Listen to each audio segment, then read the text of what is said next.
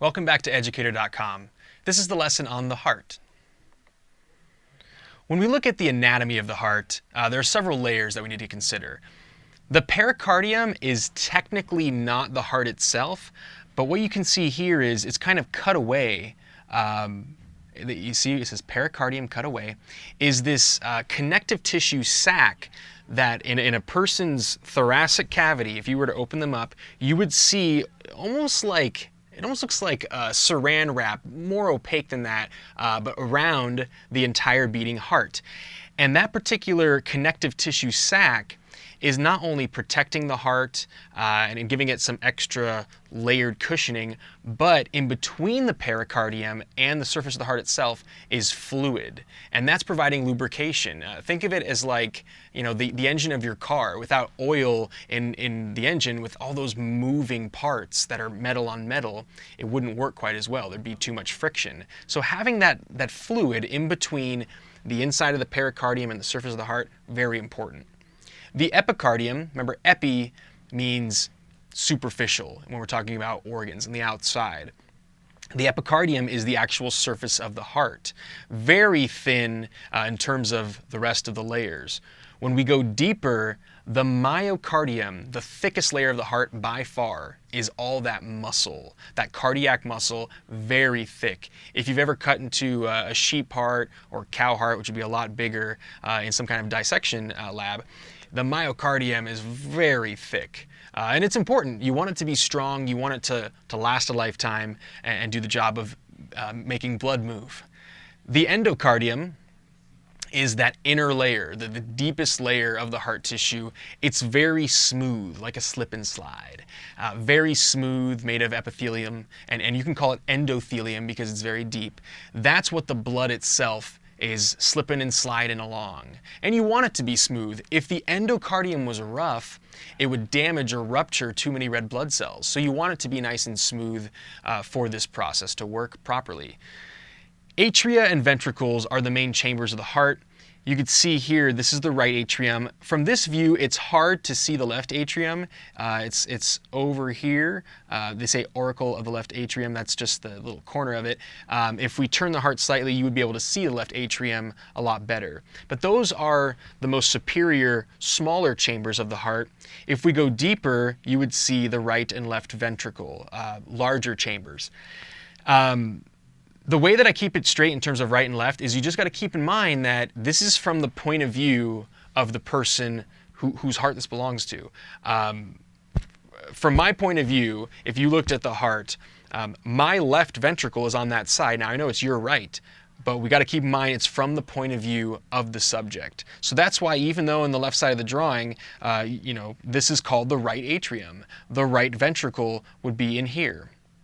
So just keep that in mind. If we were looking from the posterior side, looking from behind, then your left would be the same left as the subject. The coronary arteries is a general term for these blood vessels that supply the heart muscle tissue itself with blood. This is an interesting thing to think about. The heart itself needs blood as well. So yes, the heart's role is to circulate blood to the entire body, to all the cells that need it. But if the heart itself does not get blood, it won't get the nourishment. It won't get the sugars and gases it needs to be able to keep providing the sugars and gases to the rest of the body.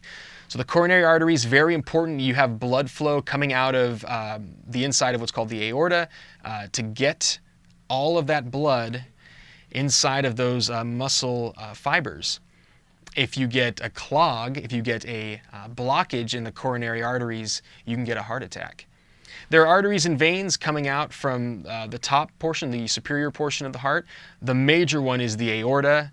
That is the major artery that's sending blood to the body. And then there are veins as well. We'll get to those in more detail in future slides in this lesson.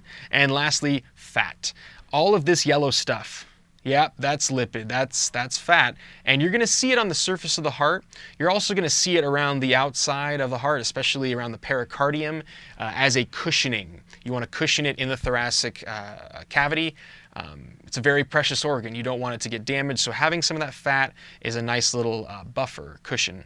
Now the fat on the outside here, I don't want you to think this person is unhealthy. It's normal to have some fat on the outside. The fat you don't want is inside of the coronary arteries. So when we look at how blood flows through the heart, it should be a one-way trip, meaning, or one-way street rather is a better way to say it.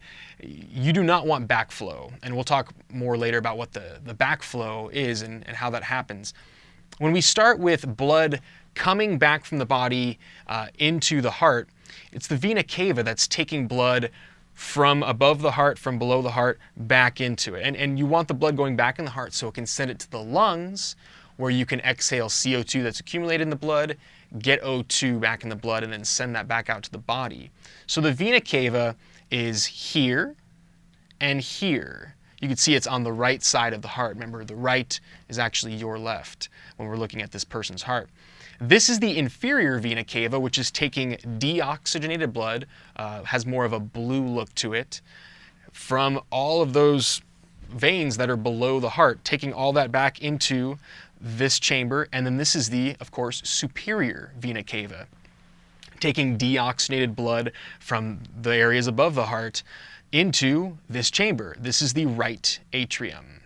So once blood enters the right atrium, there is a little doorway that separates this chamber from the right ventricle. This doorway is called the tricuspid valve, because when you look down on this valve, these little flaps that open and close,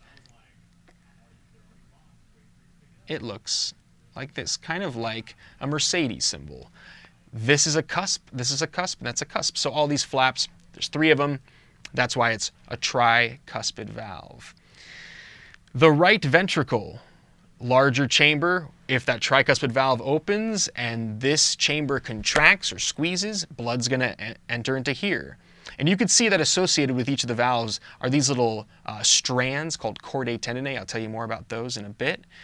Once blood enters the right ventricle and then the right ventricle squeezes, it's going to shoot it up through the pulmonary valve. The word pulmonary always has to do with lungs. So this valve is going to be allowing blood to pass through it and then eventually go on to the lungs. The pulmonary arteries are those blood vessels that are taking blood to the left and right lung. And you can see that there's 2 parts of it. It's like a fork in the road. This one goes to the left, this one goes to the right. Arteries are always leaving the heart, taking blood away from the heart. I've heard students have a misconception before, and I used to have this misconception as a student, that arteries are red, veins are blue. In the systemic circuit, going to and from the body, that is true, but it's flipped in the lungs. When you take blood away from the heart to the lungs, it's actually bluish because it's lacking oxygen. When you go to the lungs and pick up that oxygen and take the blood back to the heart, those veins have red blood. So just remember, arteries are always leaving the heart, veins going to the heart. And yes, the lungs is the next destination. Let's go to the next slide to see the rest of the sequence on the left side of the heart. The sequence of blood flow from the lungs back to the heart is going to take oxygenated blood, see this pink arrow, through the left pulmonary vein and through the right pulmonary vein into this chamber over here. This is the left atrium. Now I know this little red guy here looks like it's coming into the right side of the heart, perhaps. No. If you look carefully, this particular vein coming from the right lung goes just behind these other blood vessels and does connect right here to the interior of the left atrium. Blood passing through the left atrium into the left ventricle is going to go through, once again, another valve that prevents backflow. And that valve is called the bicuspid valve because this particular valve has only 2 cusps, not 3. A nickname for this valve is the mitral valve, and I'll explain why. So the mitral valve is the same thing as the bicuspid valve. Someone who named this was very creative in terms of their imagination. They thought that this valve reminded them of a mitre, and a mitre is one of those bishop or pope hats. You may be familiar with this. You know, one of these kinds of hats. There's the little skull cap part, and here's the guy. Hair. Anyways, you know, those 2 parts of the hat something about this valve reminded them of that. So you can call it bicuspid or mitral, whatever works. And textbooks usually will refer to both terms. So that particular valve is controlling backflow so that when this left ventricle squeezes, when it contracts, you don't want blood going backwards, back up into the left atrium. You want it going out through the aorta. And there is a valve that prevents blood from going back into the left atrium once it's reached this blood vessel. So the left ventricle, when it squeezes, blood goes through this particular valve here. It's hard to see, but it also has 3 cusps. The aortic valve is going to lead to the aorta, the largest, strongest artery in terms of its thickness in the body. The aorta, in the average person, is about the thickness of a garden hose. Picture a garden hose right there, looping above your heart. That's crazy to think about, but you want it to be tough. You want it to be strong because blood is rocketing out of the heart through that. You do not want it to tear. And it's very unlikely that the aorta is going to tear because it is so strong, but really severe trauma, something like a car accident, could tear it. And a tear in the aorta could cause someone to die very quickly because the amount of blood that would be coming out would be quite a lot in terms of how quickly it would exit that blood vessel. And yes, the body is the next destination. You could see that the aorta, it has these little arteries that come out from the top of it superiorly, taking blood to the arms, taking blood up into the head.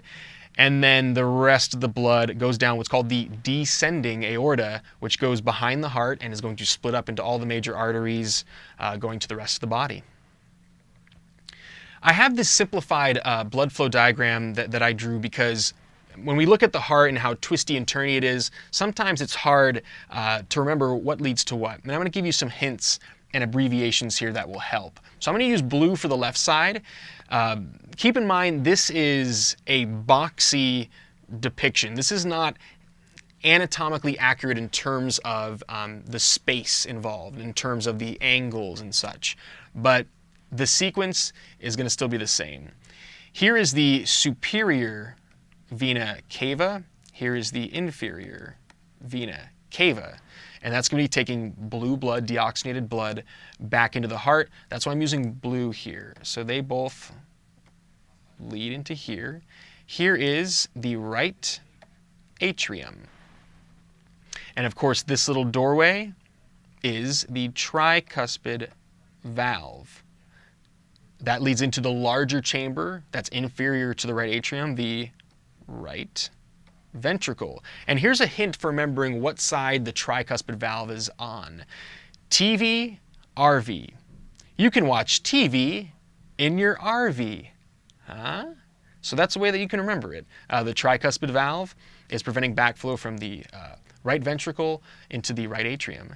And since this is taking blood to the lungs, because it's blue, you want to get that oxygen back, you can call this the pulmonary valve. Remember that the blood is going this way. So the pulmonary valve leads to the pulmonary arteries, because this is taking blood away from the heart. Here is the sorry, I just made the mistake. Here's the left,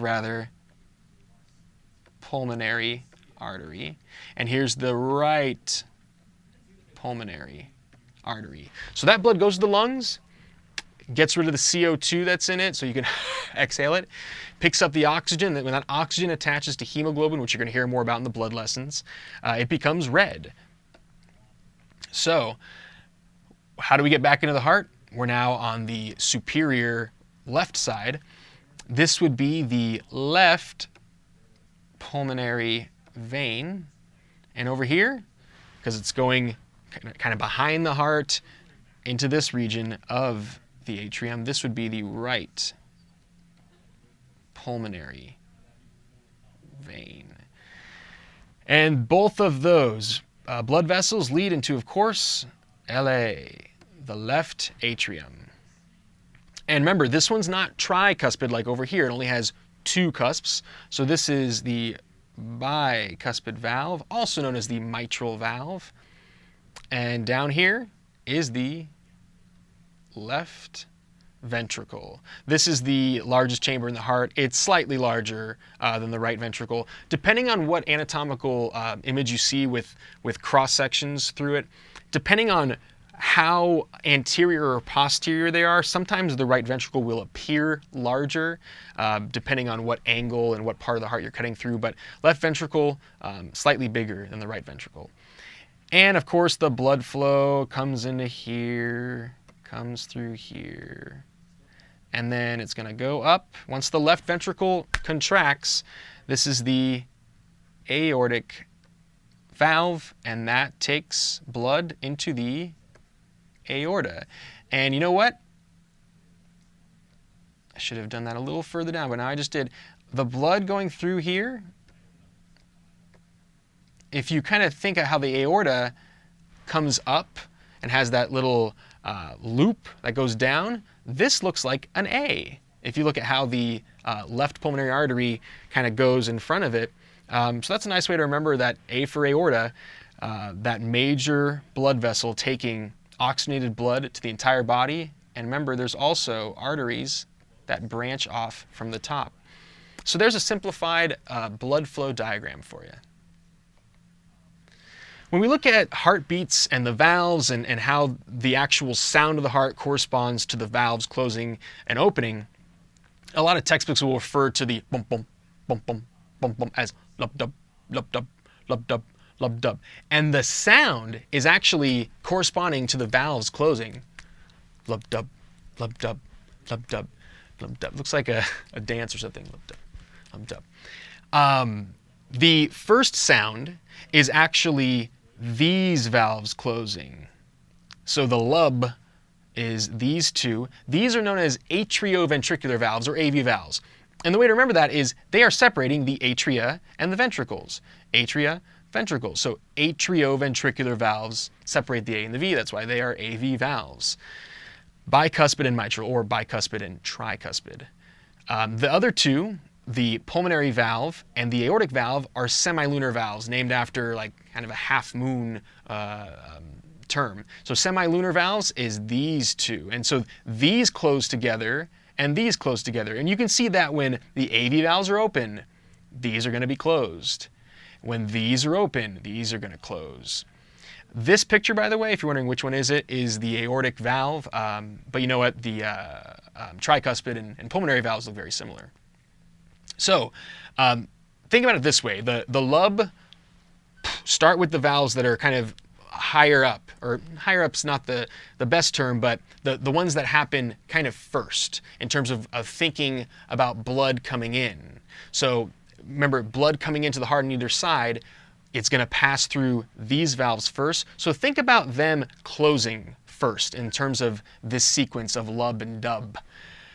And because these two close for that first sound, they close when the ventricles squeeze. Why do they close when the ventricles squeeze? Because if you imagine blood pooling into these parts and boom, the walls just compact together, you want blood to go which way? This way and this way, not back. You don't want it to go backwards into the atria. So when this contracts, these two, the bicuspid and tricuspid, or AV valves, have to close. Conversely, when these are relaxed and you want blood coming out of the atria down into the ventricles, you want these to be open. And you also want these to be closed at that time because you've just squeezed blood out of the ventricles and you want it to stay on its way to the lungs and on its way to the body in these blood vessels. So you have to have that coordinated opening and closing. Lub-dub, lub-dub, lub-dub. Systole and diastole. When we look at the term systole, that's basically like saying contraction. So when the ventricles contract, they are in ventricular systole. Diastole is the opposite. So when the ventricles relax, it's ventricular diastole. And when ventricular contraction or systole is happening, you're going to get the atria doing the opposite, and vice versa. So you can use the term atrial systole, atrial diastole. And so it's contraction, versus relaxation. And the chambers are going to relax when they're ready to receive blood. Think about the ventricles. When they've just shot blood out of the heart, they then need to be ready to accept blood from the atria. So they're going to relax and open up, get the blood pooling in there, and then once again, systole. The way that I keep these straight is blood pressure terms. Like the blood pressure 120/80, that's systolic over diastolic. That higher number corresponds to higher pressure, contraction. So systole, that higher number, 120 or whatever the systolic number on blood pressure would be for a person, is going to be a higher number because it's contraction rather than that relaxation, which is going to be lower pressure. The valves respond to the pressure changes. I told you I would tell you more about those little tendons. There's little kind of like white strands associated with the valves as they open and close. So as ventricular pressure rises, boom, as they contract above the atrial pressure, that causes the AV valves to be pushed closed. And then when the ventricles relax and they expand, that pulls on those little white tendons. They're called chordae tendineae. Chordae tendineae. Now remember, tendons connect muscle to bone. These are a little bit different than your average tendon because it's connecting valves, part of the endothelium of the heart, to other parts of the endothelium that are all connected to the myocardium, the heart muscle itself. So as the pressure changes because of the contraction and relaxation, that's going to open and close the valves because these are attached to those little flaps. Cardiac output, you're going to hear more about that in blood pressure, parts of the blood vessel lessons. But cardiac output is a measurement of how much blood is physically leaving the heart. Stroke volume is milliliters of blood that leave the heart with each ventricular contraction or ventricular systole. So how much blood is physically leaving, and then of course, how often is it leaving? Heart rate, are we talking 60 beats per minute, which is resting heart rate for a lot of people? Are we talking 130 beats per minute, which is when somebody's typically, doing some running? It could even be a lot higher than that. So cardiac output could be increased by having just a lot higher heart rate.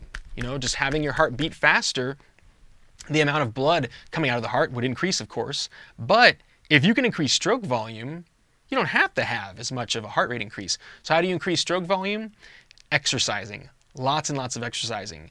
If somebody gets to the point where their heart is super efficient in terms of how much blood it can actually squeeze out of it with each beat, you'll find that their resting heart rate tends to drop. Because when they're at rest, their body doesn't need to have as many contractions, because with each contraction, they're actually squeezing out a lot more squeezing out a lot more blood, rather. Here's a depiction of the cardiac cycle in terms of pressure in the aorta, pressure in the ventricles, how much blood is in the ventricles. And then this is showing you an ECG, electrocardiogram, and then a phonocardiogram in terms of the sounds coming out of the heart. So aortic pressure related to ventricular pressure. Let's look at this. So when you get the ventricle, boom, contracting, doing systole, that's when you get this blue whoop, a big rise. And that corresponds to ejection, letting go of blood out of the ventricles. And of course, that's going to increase the amount of pressure in the aorta, because where's this blood going when the ventricle contracts? It's going in the aorta, sending the blood to the rest of the body. At the same time, when the ventricle, boom, squeezes, that's why this red line drops. As soon as this rises, boom, the amount of blood in the ventricle lessens because that blood is leaving the ventricles. And you're going to see more about this later on in the lesson. What is this little bump? The bump, the all those heart monitors, what does that mean? We're going to get to that in a sec. But I just wanted to show you how it's all related here in terms of when the ventricles are squeezing and letting blood out of them. And at the same time, look, when the ventricles go back to diastole in terms of kind of relaxing, the pressure lessens, and then once they're opened up again and waiting for blood, what's going to happen? Ventricular volume is going to increase because the atria on the top are squeezing blood back into the ventricles, and then it's going to happen all over again. And this just happens in a matter of 2 to 3 seconds, or even less if the heart rate is very fast. When it comes to initiating a heartbeat, it's really fascinating within the heart. Automaticity, this term here means that this is the one place in the body where electrical signaling happens apart from neurons initiating it. So you get movement of this amazing organ without neurons specifically being inside of it. A misconception some students will have is they think that the cardiac conduction system is a bunch of neurons or nerves within the heart. That's not true. There are pathways within the tissue of the heart, within these muscle fiber tracts that guide the electricity through it. And that's described as the cardiac conduction system. So it does describe how electrical signaling makes its way through the heart in a coordinated fashion. We hope it's coordinated. The sinoatrial or SA node is this little bluish purple dot right there. So I'm going to underline that in blue. That's located in the kind of superior wall of the right atrium. This is kind of an interesting looking drawing, and here's that exposed right atrium. In this particular shot, we can't see the left atrium very effectively, but left atrium does not have as much to do with starting up the heartbeat. This sinoatrial node, extremely important because this is the natural pacemaker of your heart. If you've ever heard of somebody having a pacemaker, that's an artificial pacemaker where we've attached an electrical device to the heart that helps initiate the heartbeat in a proper way. So if somebody is having some trouble with their SA node working naturally, you then attach a pacemaker to it to keep it in check. So this is the natural pacemaker that we are born with. And some people have no trouble with this pacemaker their entire lives. It's doing the proper, coordinated, well-paced set of contractions and relaxations that's supposed to happen. So there is, yes, a nerve that comes and stimulates the SA node, and then once that's stimulated, it's off to the races in terms of the electrical signal flowing through the heart in the right way. So the SA node then sends a signal into here, the AV node. So this is more in the kind of inferior part of the right atrium. I'm going to do that in red. The atrioventricular node. And remember the term AV valve from the previous slide? AV node has its name because you can see that if it's on the inferior part of the atrium, that's going to be adjacent to the opening to the ventricle. So that's why it's called AV node. It's very close to the opening to the ventricle. And here, once again, is a good image of the chordae tendineae right there.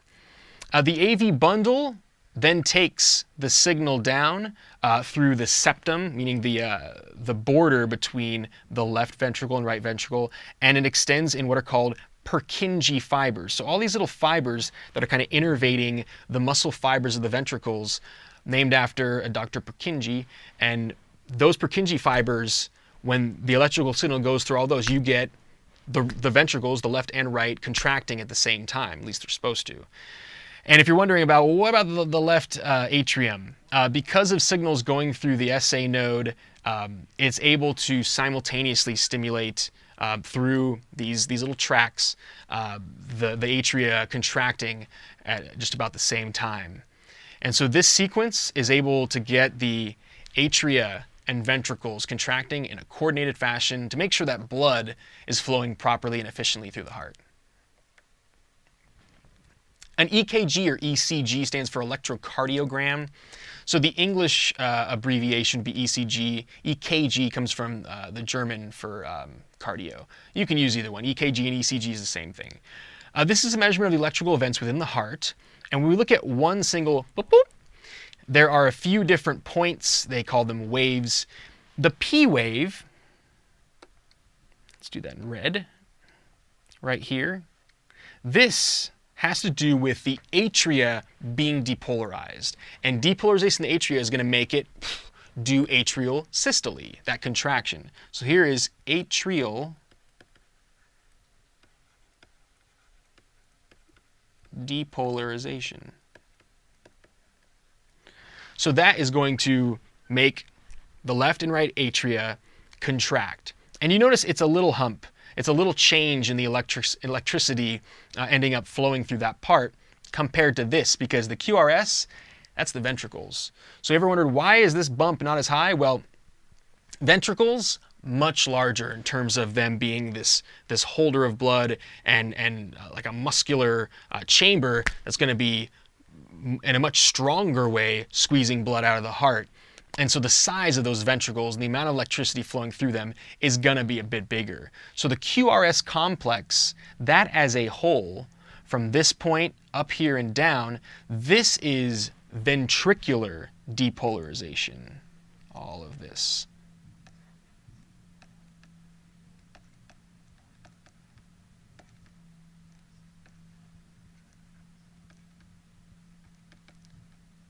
If you remember the terms repolarization and depolarization from action potentials, it has to do with this. Remember that with an action potential, it goes up and down, similar to this, where it's depolarization, repolarization in terms of sodium and potassium. You can kind of use those terms here to help you remember that it's depolarization, then repolarization. Sodium going into the neuron, potassium leaving the neuron, having depolarization, repolarization. This whole thing here, just itself, is depolarization. After it, you have repolarization. That gets the ventricles back into their relaxed state. It gets them in ventricular diastole. So T here, the T wave, is actually the event that repolarizes the ventricles, eventually getting them ready for receiving more blood. So this is ventricular, I'm just saying vent repolarization.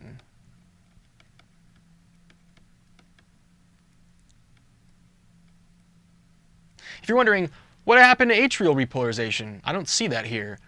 It's covered by QRS. So the repolarization of the atria actually happens during this span of time, but the electrical signals of the ventricles just outweigh it by far. So on a ECG, you're going to notice this overlapping that.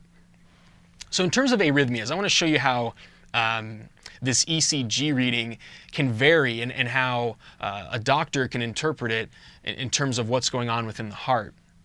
So first one is, let's say that we have this and then okay, what you're seeing here is, instead of there being a nice flat line between the heartbeats, you see squigglies and then QRS, squigglies, QRS, squigglies, QRS. What are these squigglies?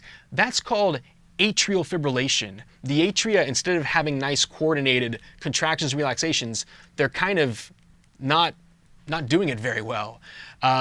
This is not necessarily deadly. It's something that you obviously don't want to have happening, but as long as the ventricles are getting enough blood going in them and doing a great job of squeezing, which it looks like they are, people can live a long time with some atrial fibrillation, meaning their atria are not doing the best job, but at least you got the QRS wave. Something else that can happen is, let's say you have the normal flat line between beats and then this. Okay, notice here that the QRS is not that big. It's really not that much bigger than the P or T. This means you could have a weakening of the ventricles. They're not doing as good of a job as having those profound systoles, those contractions getting blood exiting, and that could be a problem. Here's another one. Actually, I should do it even bigger. Yeah, there we go. Notice that I kind of ran into that drawing, but that's a lot bigger of a QRS complex. I could have exaggerated even a little more. This is a sign of an enlarged heart. And at first you might think, well, larger heart, yay, it's doing even better, right? It's bigger. An enlarged heart, having an enlargement of the ventricle mass, of the ventricle muscle, is actually counterproductive. An enlarged heart, I've also heard the term athlete's heart to describe it. Getting an enlarged heart there actually can make the ventricle chambers smaller. So its ability to get blood exiting the heart efficiently, it's going to get in the way of cardiac output. So having an enlarged heart, not necessarily a good thing. And there are plenty of other arrhythmias in terms of the spacing between the P and the S, spacing between the S and the T, and that could signal problems in the cardiac conduction system, that the electrical signal from SA to AV is somehow not going as quickly as it should, or from the AV down the bundle through the septum into the Purkinje fibers. If any of those are delayed, you could have problems with the coordination of your heartbeat. And also, there's other things like tachycardia, bradycardia, which have to do with too high of a heart rate, too low of a heart rate, and we'll cover that at the end of this lesson. Heart conditions and treatments. A myocardial infarction, or an MI, is something you might hear in certain medical shows or shows involving doctors or something in a hospital. That's a heart attack. So myocardial infarction, a technical term for a heart attack. The way that happens is a blockage in a coronary artery is going to cut off blood flow to part of the heart tissue, and it's going to cause death of some of that heart tissue within the myocardium. You can survive a heart attack, but the more heart attacks a person gets, the more you are permanently damaging heart tissue. And the more heart attacks, the more likely it is that the next one's going to be fatal. There are interesting bits of research leading us into how to regenerate heart muscle in an area of the heart that's died off because of a heart attack. I've read that injecting stem cells into mouse hearts or rat hearts that have had myocardial infarctions have shown promise. So I think we'll eventually get to the point where we will be able to bring back dead heart tissue. But of course, diet, exercise are going to be those things that you do have control over right now. Angina pectoris is not quite heart attack. Angina pectoris has to do with a lessening of adequate blood flow through those coronary arteries. So you do have periods of time, if somebody has angina, where the heart is not getting as much blood as it should. And typically someone with angina, if they get really stressed out, really angry, or do too much physical activity, the increase in blood pressure and the constricting the coronary arteries is going to cause them a lot of pain, because it's not quite an MI, but you're restricting blood flow to the parts of the heart that need blood in order to contract effectively. One of the treatments for angina pectoris is something like nitroglycerin. I've heard sprays under the tongue. There's probably other ways to deliver it into the body, but it will actually lower the blood pressure, which will make all those coronary arteries expand a little bit, and then more blood can then get to the heart. Interestingly enough, a little blue pill that people are familiar with, which is actually for erectile dysfunction, is related to this. One of the active ingredients in medications that treat angina pectoris, since it lowers blood pressure and actually expands the vessels, getting more blood flow, they noticed one of the side effects of treatment of angina was the males would get erections now and then. So taking that active ingredient and playing with it in terms of what tissue it targets, that led to that pill that helps with ED, because it's expanding blood vessels and helping get blood flow into the penis, and that's $1 billion industry. Pericarditis is actually an infection or irritation of the pericardium, that sac around the heart. So it can get just really irritated because of trauma, or an infection could harm that, and over time that could definitely have a negative impact on the heart, which is inside of it. Coronary artery disease is what's going to lead to an MI. Coronary artery disease is when you get buildup of plaques that are constricting the amount of blood that can go through those blood vessels. That's something that's not good to get. And of course, like I mentioned, diet and exercise very important. And angioplasty, one of the most common ones I've heard of is a balloon angioplasty, where they actually will go through the femoral artery in the leg, and they will insert this little metal kind of like catheter, and it goes all the way up into the aorta, and they go up around the, that little loop into a coronary artery where they have a blockage, and then they will actually go into the coronary artery that has the plaque, and then expand a balloon that will actually press that plaque out of the way, and it gets that interior part of the blood vessel expanded and opened. And that's fascinating to think about, that they can actually increase blood flow and make it less likely that person's going to get an MI in the near future.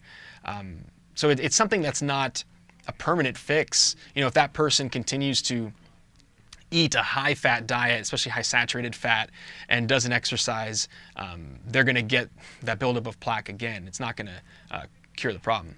Coronary artery bypass graft. If you ever heard somebody getting a triple bypass or quadruple bypass, when they do a surgery to take an artery and kind of go around where there's a blockage, you can have up to 4 at once be done. So a quadruple bypass is a major thing because they're making a little loop for blood to bypass, literally go around a blockage in the road that's taking blood into the heart muscle.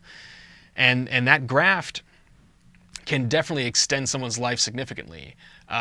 Amazingly, some people, better than others, will naturally do this in their heart. Some people just go 90, 100 years without getting a heart attack because where they had a blockage, their body can actually naturally bypass, go around that blockage. Some people do it better than others. Tachycardia versus bradycardia. This means really high heart rate versus really low. Now, tachycardia is acceptable if you're exercising, right? If you're running, if you're doing a marathon, you're going to have a high heart rate. So tachycardia in that instance, expected. Bradycardia, if you're at rest, you would expect to have a very low heart rate. But if you're tachycardic, if this is happening when you're at rest, that's not necessarily a good thing. Now, it might be stress. It might be something that's causing that to happen that's very unhealthy, though. So you want, if you're tachycardic when you're sitting down, you want to go to a doctor and get that checked out. And it may be stress that's causing that. Bradycardia, having too few heartbeats in a span of time. Like I said, when you're at rest, it's expected, but you want your heart rate to increase if you are asking your body to do more. That's how you're going to get more blood flow into your skeletal muscles. Fibrillation is something that is going to be accompanied with that MI, or fibrillation is associated with it. And what I mean by that is if you have cutoff of blood flow into a significant part of the ventricular muscle, instead of it being this nice coordinated set of PQRST, it's going to look like this. That's not effectively contracting ventricles and contracting and relaxing the atria. This is what a heart attack can look like, and that's called fibrillation. So an AED, an automatic external defibrillator, is the clear, and that's trying to kind of reboot the heart in terms of the electric flow, trying to get it back into this proper the PQRS complex. So an automatic external defibrillator is the opposite of fibrillation. Defibrillating is trying to get rid of that fibrillation so it has a nice coordinated set of contractions. Now, if someone is flatlining, just beep, no electricity flowing through the heart, the chances of an AED getting them back is extremely low. It's possible, so they're still going to try to get that person back, but generally an AED is most effective in getting a person out of fibrillation. A heart murmur is when one or more of the valves that control blood flow so that it goes in one direction isn't working properly. So if those valves, whether the AV valves or the semilunar valves, are not completely closing when they should, you can get kind of a regurgitation, blood flow going backwards. So a heart murmur, if you go to a cardiologist and they listen to your heart sounds with a stethoscope, they're trained and they have tons of experience where they can hear the little bits of backflow in a heart murmur. And, I don't have that trained ear, but I'm exaggerating this for you. But, a heartbeat to them would sound like bum, bum, bum, bum, bum, bum. And if we exaggerated what a heart murmur sounds like, it could be like bum, bum, bum, bum, bum, bum, because that sound is blood backflowing, going backwards, maybe back into the ventricle from the aorta, or some of it ends up staying behind in the atria rather than going from atria to ventricle. So a heart murmur, sometimes If it's significant enough over time, that can shorten a lifespan. And surgeries can replace them or fix them. They actually will use pig heart valves oftentimes to replace heart valves in a human, and that works fine. You do have to take drugs to kind of calm down your immune system so you don't attack that tissue, but hey, it works. Mitral valve prolapse is when part of the mitral valve is actually like going, it's kind of curved into the atrium, and mitral valve prolapse over time it's not something that's efficient in terms of the mitral valve closing when it's supposed to prevent backflow. So these are some of the heart conditions and treatments involved with keeping a person alive and minimizing problems with the heart. So thanks for watching educator.com.